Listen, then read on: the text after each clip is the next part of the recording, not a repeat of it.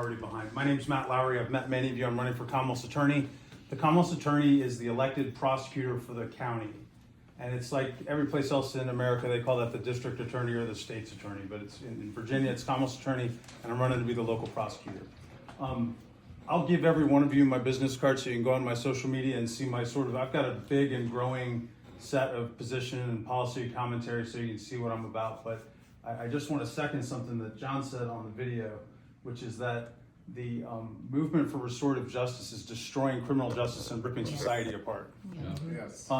And it's because it views criminals, it views the world in a way that society is the problem for criminals and not vice versa.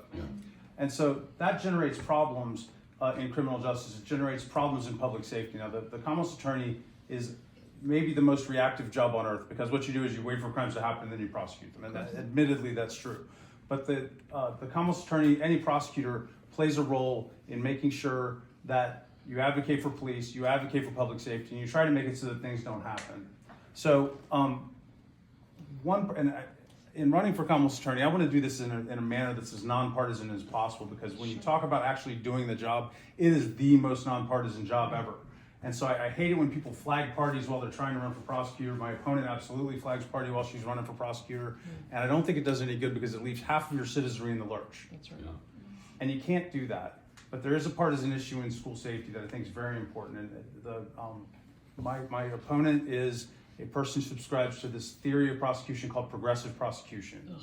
And progressive prosecutors have a mindset that is based in restorative justice. Yeah. It's not based in actual justice. It's one that chases after trying to find out why society is wrong to people who do crimes. If somebody robs a bank, they think, well, gosh, how did you get cornered into having to do that? It's an upside down and backwards way of thinking about criminal justice.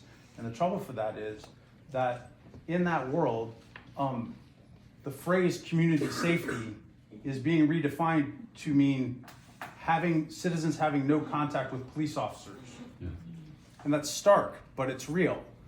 If you go to Fairfax and listen to Steve Descano, or if you go to Prince William and listen to Amy Ashworth, or if you go to Loudon and listen to Buddha Bibaraj, they define community safety in terms of not having contact with the police. That's a problem when you're trying to start an SRO program, because they think that having children in contact with police is dangerous for the children, and that the police damage children when they're in schools.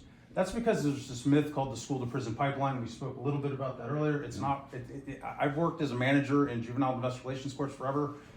Do some kids wind up getting in front of courts because of things that happen in school? Absolutely. Is it every child that the police contact? Absolutely not. On balance, the number of children who are contacted by SROs that wind up in court is very near zero. SROs are a very positive force. They're cops. They come with guns. Everybody knows that. And they're useless without them. Right. Yes. Thank you. Okay? I mean, one thing, and you'll be able to validate this because of your training experience. I mean, I will just tell you, I know the police don't want to participate in a survey like this because they have operational security issues that they're worried about. They have things that they're trying to protect so that their tactics are not out there. I can tell you this from working with the Prince William County Police. For the longest time, they've been trying very hard tactically to protect this. They've been trying very hard tactically to respond to this effectively. Their tactics have evolved and improved over time. When they first started doing this, the plan was, let's get 8 officers there, and once we have 8 officers there, we'll make a phalanx where we hold each other by the belt, point our shotguns out and our butts in, and we will walk into the school like a robot, and we'll take out the shooter. And that's time, that's delay, and when we have time and delay, we've learned what does that lead to? Yeah. More death, more shooting, more injury, more problems. That's not the state of the art anymore. To put it concisely, the state of the art nowadays is called second gun theory. What stops killing in school shootings? No. Having guns? No. Show the shooter a gun. Yeah. Show the shooter a gun. Somebody has to get there and show the shooter a gun. Yeah. And it can be anybody. The shooter, when seeing a gun, has 3 choices. Engage the gun, which means stop killing children. Keep killing children and get killed. Kill themselves. But whatever happens, the appearance of the second gun stops shooting. There are people of a political stripe that don't want to consider that as a thing. I don't think they believe in evil. I don't think they believe bad people do bad stuff. I think that they don't believe that this can happen, because who would ever do this? But the answer is show them a gun. Who's going to do that? SRO. SROs. And it takes a degree of physical courage. We saw with Uvalde that when people chicken out, that doesn't happen. And I mean, it's shameful. It's one of the worst days for law enforcement there's ever been. On balance, school safety is paramount. You can't do school if you're not safe. That's right. And we need to have school safety as a top line priority. Another thing this is the last point I'll really cover, because like I said, you can get all my stuff online, and I'm happy to stand and talk to anybody all night. But We'll stay after if you want, and we can answer questions. Yeah. right now in the Commonwealth Attorney's Office, they have deprioritized drug enforcement. And I'm not talking about marijuana, I'm talking about drug enforcement in general. Marijuana has been generally legalized. As somebody who worked in dope for a really long time, I couldn't be happier because it allows us to work on The big, things that are much more important. Okay. Right now, we're in the middle of a fentanyl crisis. Whatever shocking numbers about death and injury you're hearing about fentanyl in our community, it's way worse. Let me do a quick survey. Who here has had someone they know impacted by fentanyl in this county? Next street over. Almost lots of hands, right? I haven't been to a room yet where they haven't had people that have been affected. My neighbor across the street had a child who died. I worked in the vice narcotics unit here. I see it all the time. If you talk to cops, uniform cops, they'll say, I see a body once a week. It's the reality is way worse than the reported statistics. We're much more likely to have a child die in school from a fentanyl overdose today than we are to have a school shooting.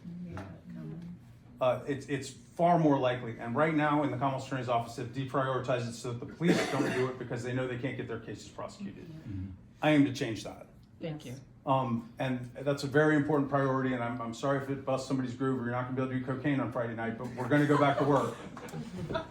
We're gonna go back to work and do this. Because it's important work and it's gonna actually save lives. I'm running for Commonwealth's attorney because I wanna get things just back to normal. Right now they're crazy. I aim to bring it back to normal and fix it. I've met many of you before. I'm gonna ask for your support. I need disciples to go spread the word. I'm gonna need door knockers at some point.